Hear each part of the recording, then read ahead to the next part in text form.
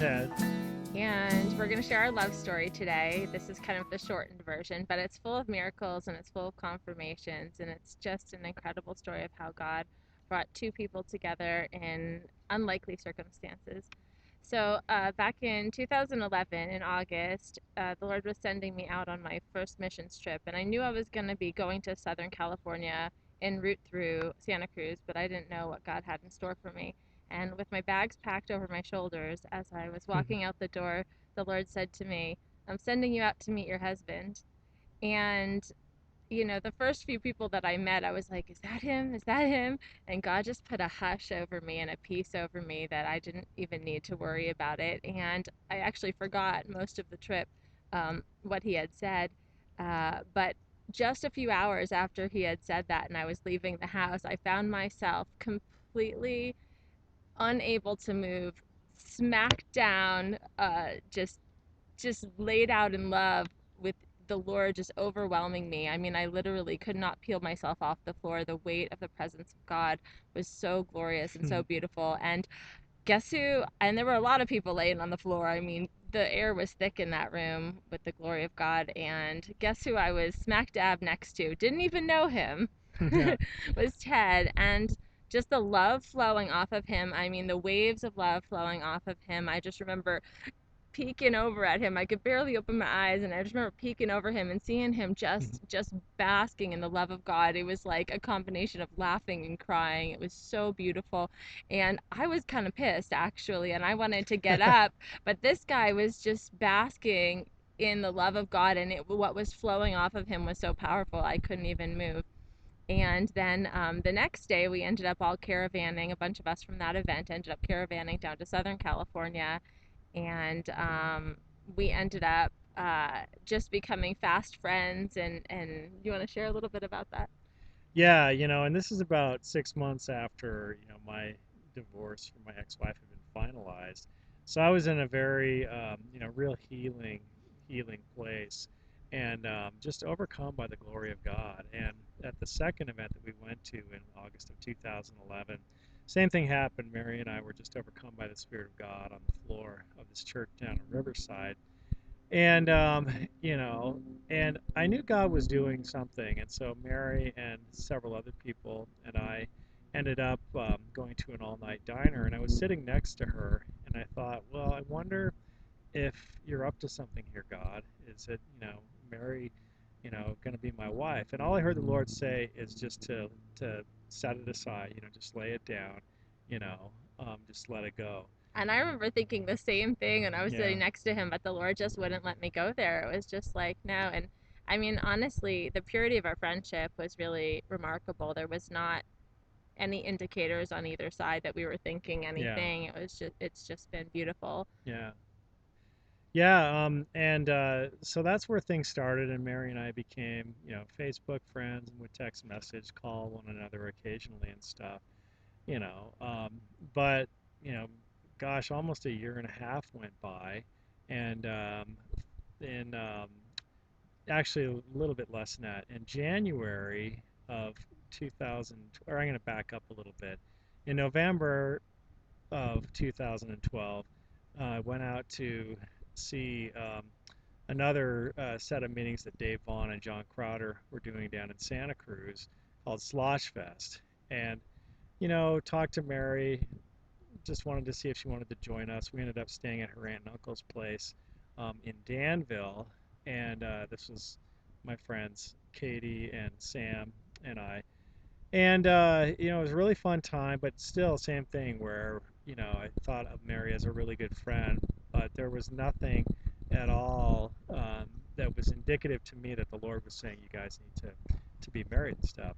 Me either. Yeah, But the funny thing is that Katie was with us and she apparently had some idea that yeah, something might be going on or that, God might be up to something. yeah. So that was really exciting. And then January 16th, I think it was, I was in a deep sleep. It was very early in the morning, and I had a very vivid picture of one of those old 80s style red LED light alarm clocks. And instead of a time, it had the date March 14th on it. And then I heard this voice that said, March 14th, and I was awoken from a dead sleep, but it was very, very vivid, very powerful, and I knew it was the voice of God. Um, and I asked, well, does this have to do with a person that I'm going to marry? Didn't get an answer. I asked, is it going to be some kind of an impartation or financial breakthrough? Really didn't get anything, but just the day continued to be there. Finally, I found out that Andre Rabe was going to be in the Bay Area around that time and just felt very strongly led of the Spirit to go out there. Um, didn't have any means to get out there, but then some friends of mine, you know, just felt it on their heart to give me a few $100, which enabled me to go out there. And so I called Mary, let her know my intentions, and asked her if I'd be able to stay at her aunt and uncle's, and she said yes. And so I arrived out there on the 13th um, Of of March. March. And, but again, still just thinking of Mary just as a friend. But what was interesting is that all the people that we had any kind of significant interaction with were basically identifying us as a couple. And It wasn't on our radar. We were like, oh, just silly mistake, but it happened like 3 times in a row, like right away, and it was from people that were yeah. highly discerning and in ministry themselves, and it was just kind of funny. They were asking us where we live and how many kids we have, and that was funny. And it's also funny because my friend Jimmy Spellman back east, just a great spiritual mentor to me, he was praying with me, and he had sensed very strongly that God was timing my husband coming very soon, which many, many people had been saying to me. Many very discerning people had been praying that over my life. And he, in fact, felt like there was a date, and he said, Lord, by March 17th, bring the Mm, realization of who Mary's husband is supposed to be. And I scratched that down on a little piece of paper while he was saying that. And I mm. wrote, it's nighttime, Knight, because I knew God had my night at hand. He had kept telling me, your husband's at hand. And I knew he was within reach. I just knew that my eyes weren't open to be able to see him. Mhm. And so he comes up on the 13th for this event. Still nothing. People are saying stuff as if, alluding as if we're married. Still nothing. The next day is the 14th, and which is the date that God had given him. I don't know about this vision that he's had at all. And he's staying at my aunt and uncle's house, and I hadn't seen him yet that day, and I'm having my quiet time with the Lord. And the Lord gives me a flash vision that morning, and I saw a double wedding, and I saw my sister getting married, and I thought, wow, yeah, that's awesome. I love the guy that she's dating. I would totally bless that union. But the other person that was getting married was me. And I knew it was sometime in the summertime, and I knew it was a simple wedding. And I was like, whoa, God, if she's going to get married and you got to bring this summer, then you got to bring my husband quick. Meanwhile, Ted's in the other room, but still, it's not on my radar at all. Well, and I was, really beginning to think, wow, Mary is really, really amazing. And I started to have feelings for her very strongly that morning of the 14th. And on top of that, there was a lot of glory accompanying my thoughts about, you know, just courting her, you know. I still wasn't thinking really about marriage, but although it was starting to resonate in my consciousness a little bit that, are you up to something here, God? But just that accompanying glory, I remember being out in Mary's aunt and uncle's kitchen and just really being overcome by, just the glory, just really intoxicated by the glory of God in there. And Mary was just dancing around, and we just started really kind of having fun together. We were worshiping together. I was playing the guitar, she was playing the piano. Um, I was doing some work too, but it just very intriguing how well we were just flowing together and Yeah, and it was communicating. it was it was you amazing. It know? was all the stuff I would normally do, but that you might feel uncomfortable to do in front of Yeah, somebody like that you would think about dating or whatever. But because he was my friend and I wasn't like, there was nothing like on the line. It was just we just had fun. We were just flowing yeah, together. It was so cute. We were sitting there with our laptops doing our work. Then we went in the piano room and he was playing the guitar and we're singing and harmonizing and it was just yeah, really beautiful. special. But the whole time, it was God was like really thick that morning, like his presence was thick, almost tangible in the air, and I still having no idea what's going on in Ted's mind and not feeling anything necessarily myself, except feeling God, really feeling his love, really feeling his joy. I was jumping around all morning going, God, what are you doing? I know you're up to something. Oh my gosh, what are you up to? What are you doing? Because the anticipation in my heart, I could feel he was stirring something. The other funny thing is, later that morning, I get a text message from my sister who I'd had the vision about, and she goes on to tell me that she, in fact, just got engaged and that they are getting married and that they're having a simple wedding that summer. And I thought, oh my gosh, like if that's really happening for her, then that's definitely like that could be happening for me. Like I know God's doing something, so I could just feel like the intensity of that. But still, I'm not having a clue what's going on in Ted's mind, and I'm not necessarily feeling anything except for like a sense of curiosity. So that's what happened on the 14th.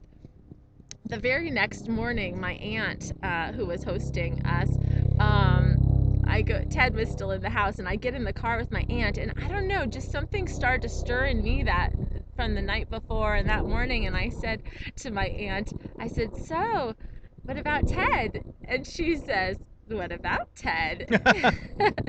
And I was like, and immediately my logic came in. I was like, no, it would never work. You know, my kids are here, our family is here, his kids are there, his family is there, he has a life there, a career there. It would never work. She's like, okay. And then Ted hops in the car, and we ended up going out to the coast of To California. Pacifica, yeah. You want to tell them about that? Well, yeah, and I mean, it was really like a movie. I mean, beautiful, beautiful day. You know, we walked down to this section of beach that we were the only people on it, and I was like, oh, this is just such an incredible moment. You know, I just need to somehow show Mary that I like her, and was looking for the moment to, either hold her or, you know, whatever. I was a kiss at that point. But, we were very flirty, but the exact right moment didn't come up then. We walked up a little bit higher and, you know, we're looking out over the Pacific Ocean. And again, Mary was standing looking, to the west, and I was like, oh, this is just so incredible. I just have to touch her. And so I gently put my hand on her waist, and she was kind of going, Ted, what are you doing? Type thing. And then, I didn't say anything, but he could feel that I was like, yeah, what's going on? yeah. So, just kind of brushed it off, and then, we started on this long walk down the beach, but I'll let you kind of go from here in a second. Well, I just felt like the Lord was saying in my heart, like, you need to say something about that touch, because that was obviously not friendship. And while I enjoyed I enjoyed his interest, like I could feel that there was some kind of interest there, maybe. I enjoyed that. It felt good. I wouldn't let myself like go there, I like couldn't let myself completely go there. And so I brought it up to him. I brought up, that touch that he had, and he just was so She's like, cute. Ted, I need to talk to you about something. And I was like, okay. She's like, your touch.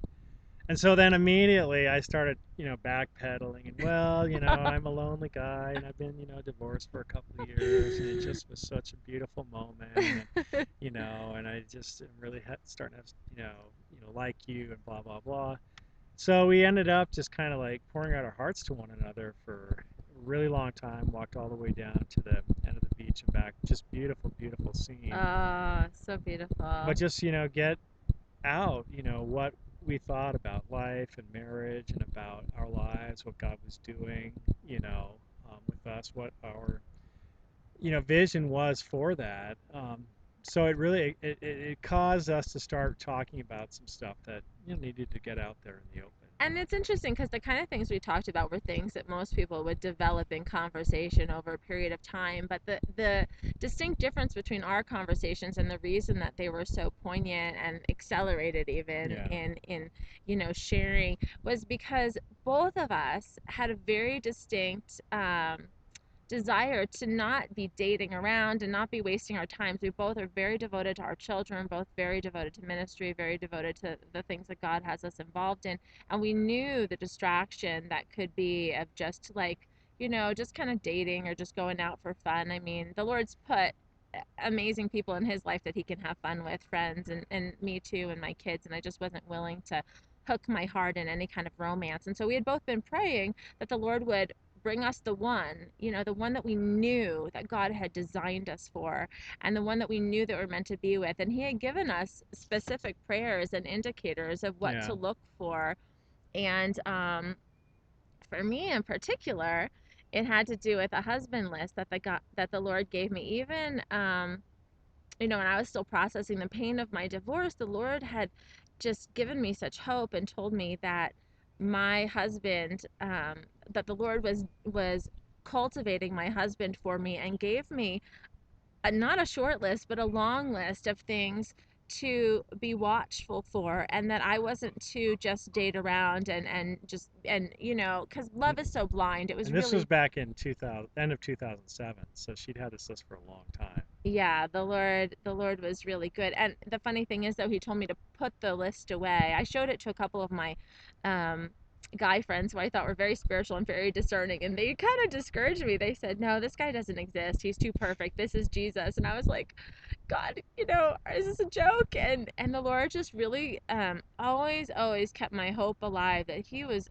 cultivating someone amazing for my life, and that this list was a description of who that man was. And He told me that He would choose him, He would pick him out, He was going to cultivate him, and to set that list aside and to focus on becoming a woman who is of equal balance, equally Yeah. equally yoked Yeah. to that man. Which actually, when I looked back at the list, I was like, oh wow, there's some hard things on that list, and but the Lord's been faithful. He's taken me out of pain. He's taken both of us out of pain, out of loss, out Yeah. of tragedy, and use those things as a catalyst to really cultivate us into men and women that know how to love deeply and passionately, who are called to global missions. I mean, the callings and the similarities of how He's healed our hearts and brought us Yeah. together through the pain, even in different time schedules, has been amazing. One other funny thing was that both of us had our divorces finalized on February 14th, which we felt Yeah. like was the Lord really calling us back to His heart and to learn what a true heavenly romance was like. Yeah. It's just amazing. Yeah. And it was just I was at this place where I had for a little bit kind of been in the whatever Christian dating scene, but finally in the summer of 2012, I just said, Lord, violate my will. you know I just I want your best. I want the person that I'm going to be with for the rest of my life. I don't want to get entangled with somebody that's not that person that has that calling to international missions and prophetic evangelism and imparting people's creative giftings and destinies and all that. And so God just He protected me, really protected me, and just intervened in a lot of circumstances, from that point on. And then finally with Mary, it was just like all green lights, and we ended up holding hands after that walk down the beach in Pacifica. And Mary said, "You like me, don't you, Ted?" I'm like, "Yes, I do." So No, what you said was, yeah, I like you. yeah, I like you. So we ended up, just, really visiting the idea that, God's up to something here, and, could this be it? And but had some very serious, long conversations over the next couple days. but it was still one of those things where, because there was such a distance and there was so much on the Hmm. line with both of us, and we knew it wasn't just about like dating or long distance dating, but that our hearts were for marriage, that we decided to pray for four Yeah, days and He got the yes like the second day, and he was still in town at that point. yeah, I got the yes the last day, which was the 17th, which also fulfilled what that prayer was of my friend Jimmy, that God would bring the knowledge of who my husband was supposed to be by the 17th. I wasn't using the word husband though, and he wasn't yeah. using the word wife. We were just saying relationship. But It was I, the elephant in the room, the marriage, husband-wife thing, so. yeah, yeah. Do you want to tell him about the what happened over the next few Well, weeks? yeah, and so we really started talking about one another in the context of us, and when we are together, and if you came out to Colorado, or if I was back there in California, and the kids, her kids, my kids, just all these things. And and it was just so apparent there were just so many moments where, like, Mary had been, praying something a few hours before, but felt like she needed to wait till I brought it up, and then Yeah, lo and behold, I'd bring it up. But yeah, you can. like where we would live or what would happen with the kids, just praying about what God was doing because there were some big issues on the line, and the Yeah, Lord would process things with me and show me what his heart was for the situation, and really stir the courage to even be able to walk those things out. It was so beautiful that he did that and then told me just to wait and not bring it up, and sure enough, at the exact same time, the Lord was also talking to yeah, Ted about it, and he would in fact bring it up. And you were so brave. You were so brave. yeah. I mean, it just really, serious subjects from finances to kids and everything else. But there was one kind of funny thing too. Mary talked about that list that she had. So she had, I don't know, 30 or 40 pretty big items on that and stuff. But well, you tell them this part. So Well, I had finally, after I knew that I knew that I knew, and we've been talking for a few weeks, and we knew that we were supposed to be together, the Lord finally gave me permission to pull out my husband list, and I read it, and I was just so astounded and so thankful. It was a description of who Ted was. There was one thing, though, that I always wanted to add to the bottom of that list, and it was just something that was really special to my heart, but the Lord would never let me add it to the list. And when I pulled it out and read it again, I asked the Lord about it, and it was that I always wanted to dance with my husband because dance is such an important and big part of my life. And I just always dreamed that I would get married, and I'd grow old with someone, and we'd go dancing together, just like you see those old dance together, and the husband twirls his wife around. It doesn't matter if they're 90 years old; they feel like they're 18 again. And I just imagined that with my husband, but the Lord told me not to add it to my list even after I knew it was Ted. He said, "Don't add it," but he said, "I'm holding that dream. I'm holding that thing that you want." And within a couple hours, Ted and I happened to be talking, and he did not know that I had pulled out that list, I nor didn't even know about the list at all. nor Yeah, that I had even had that extra little prayer. And he just randomly says in conversation, I said, hey, I really like to dance, and I would just love to, take some dance lessons with you at some point in time. And then Mary just like started like and he getting, he said he always imagined that yeah, whoever he's with, he would dance with. yeah, and so Mary just started, choking up at that point, crying a little bit, and talked about, how much she, loves swing dancing, and that's exactly what I had imagined us doing. It's like taking swing dancing lessons together and stuff. But it was just incredible, just that the Lord's timing with all this was really astounding. So, finally these conversations were happening, and one day I was at work, and we'd had a Skype conversation. I went to take care of some work business, and as I was walking back upstairs to my office, I was like, Lord, when am I going to, ask Mary the question? And the Lord just said, Ted, you need to take a step of faith on this. She's your wife, and you guys have been kind of dancing around the M word, the marriage word, and you just need to just do it. And it was just so blatantly obvious, just without the word being spoken. So I did. I came upstairs, and you know, and interestingly, Mary could overhear me before my face was visible on her computer screen, kind of giving myself a pep talk. I wasn't sure that we had hooked you up yet on the call. Like just do it. And then, I proposed right then. But she had also, asked a question in the little Skype text box underneath the screen, like, do you want to go out with me?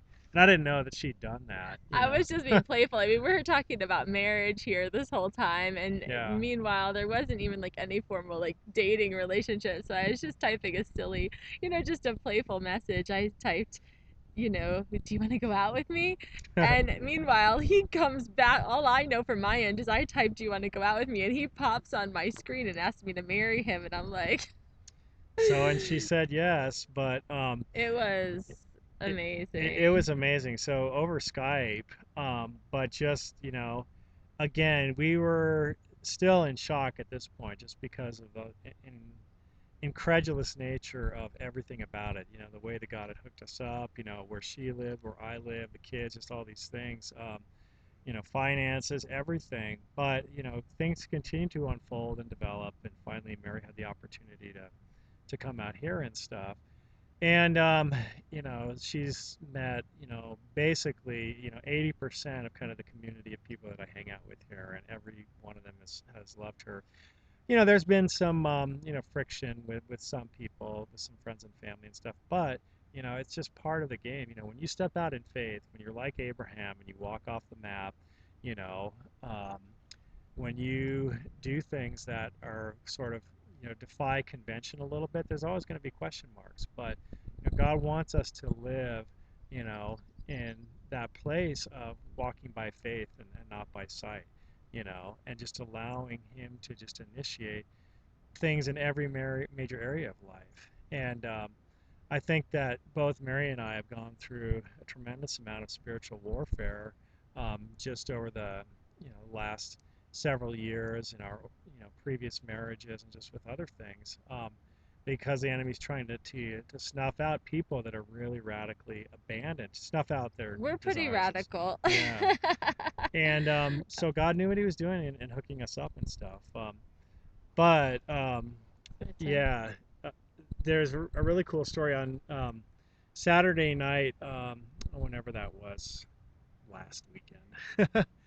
um, God gave me an image of the ring that I was supposed to get um, for Mary, and what I saw were these pie-shaped stones um, that are um, these two right here, in the exact same shade of turquoise and red that Mary has on her bracelet right there.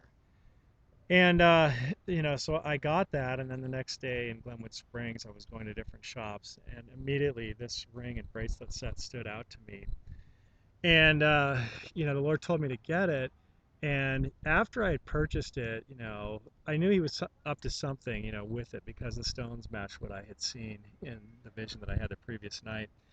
But He explained to me that, in this circle that you see right there, there's the Trinity is contained within it. And you have the Father, who's the white mother of pearl, in whom all things consist, and those things are the black dot.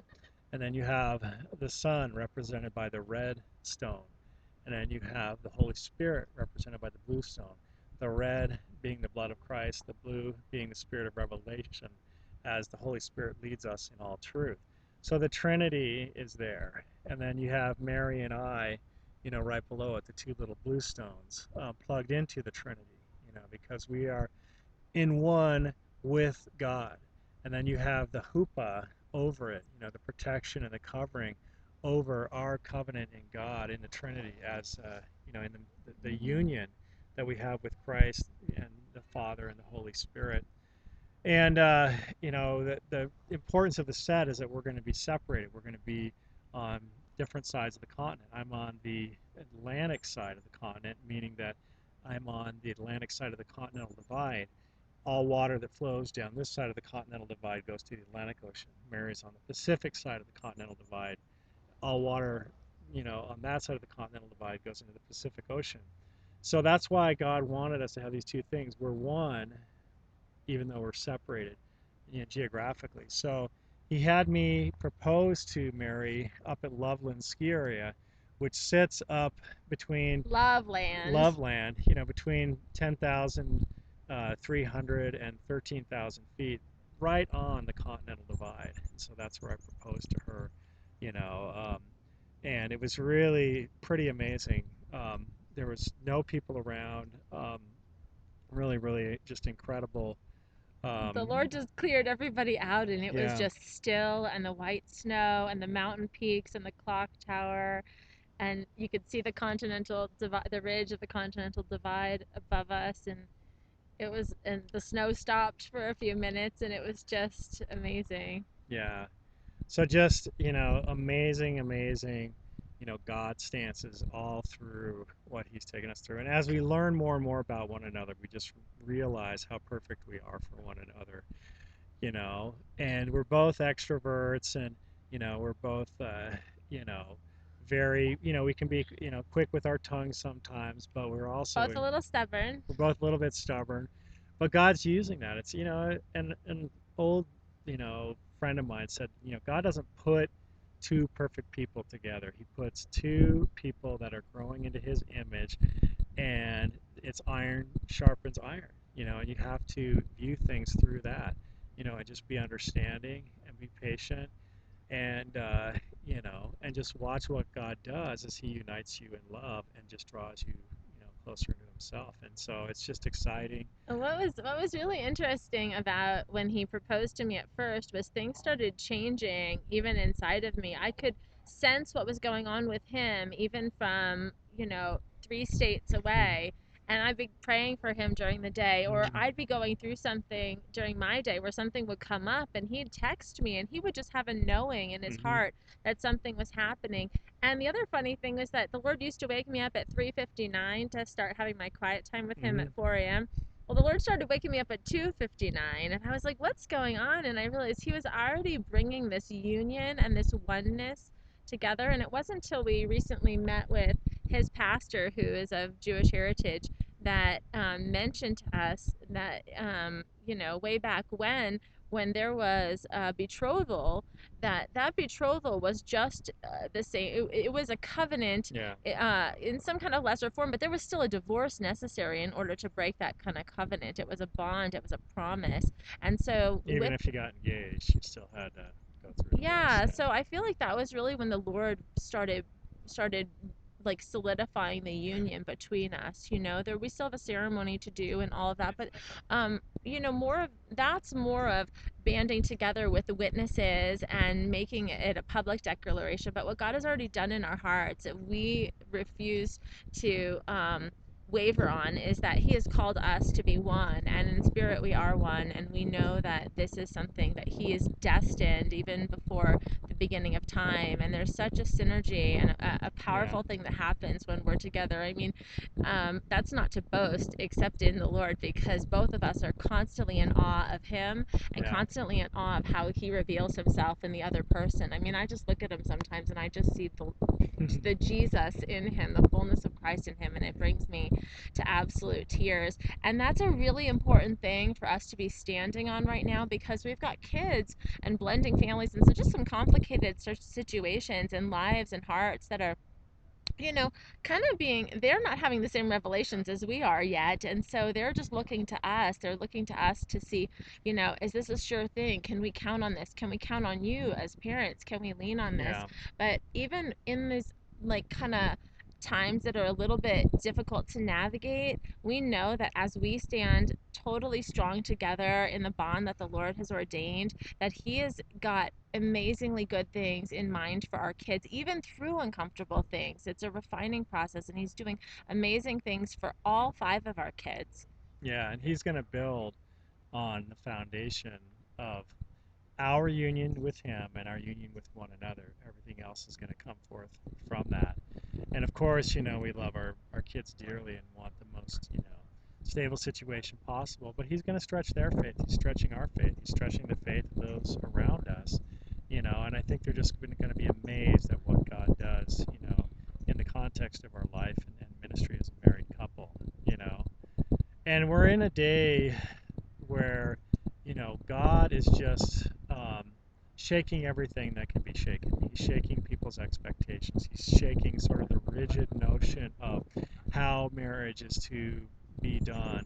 That's deeply rooted in American culture. You know, He's shaking us. He's shaking us.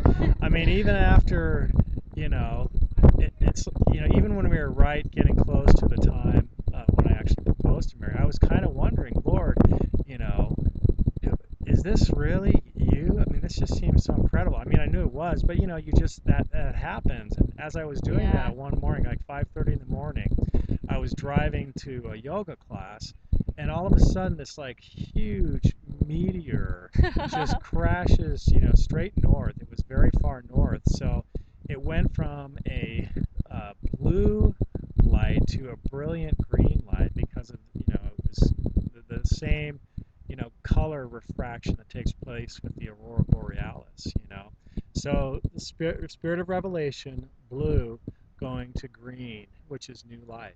And it probably lasted for 9 or 10 seconds. Just Yeah. an incredible It was and an anomaly. It coolest was. meteor I've ever seen. So God just, one more confirmation, yes. So he's We've so got we've faithful. just got a million of those. It's just so fun. And we know that the story Yeah, of our testimony, even we're not afraid of, sharing this process because there are some difficult things that we still have to walk through.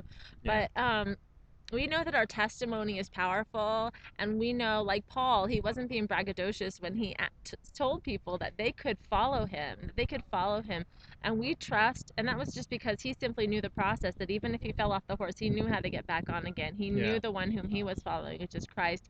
And the same thing with us. We believe that even in our mishaps, even in our foibles, like even in the difficult things, God is doing amazing things, and we know this testimony is powerful. And Ted, would you just share maybe for a second any counselor advice you have for people that are looking for this kind of supernatural love?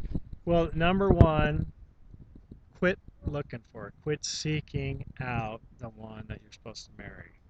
God is going to make it so obvious. It's going to be bingo, green lights, full speed ahead, and he's going to do it at this perfect pace. I mean, the syncopation, the rhythm of how things have evolved in our relationship is incredible too. Very fast. I mean, we're in an age of suddenlies and stuff.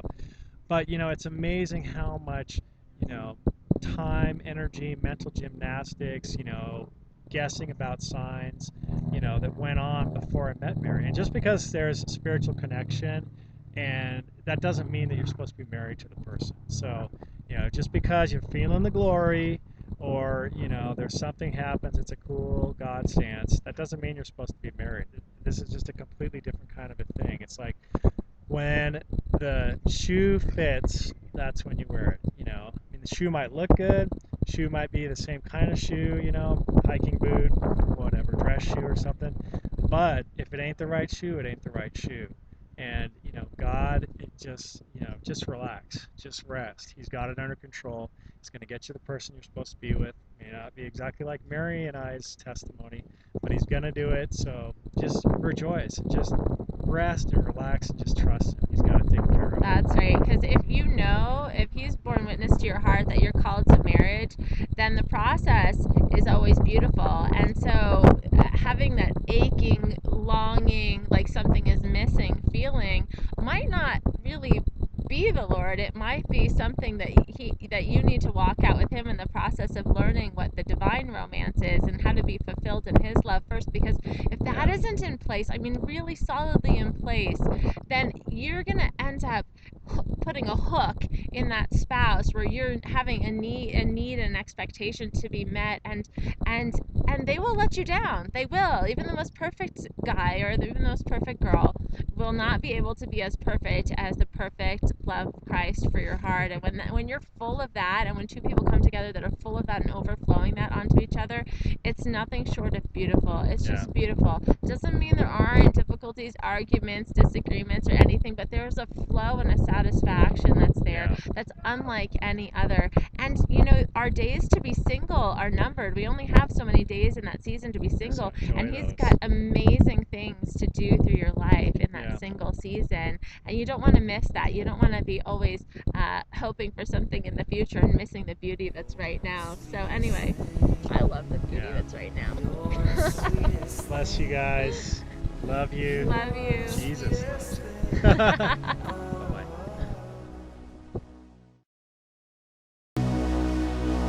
You're the sweetest thing.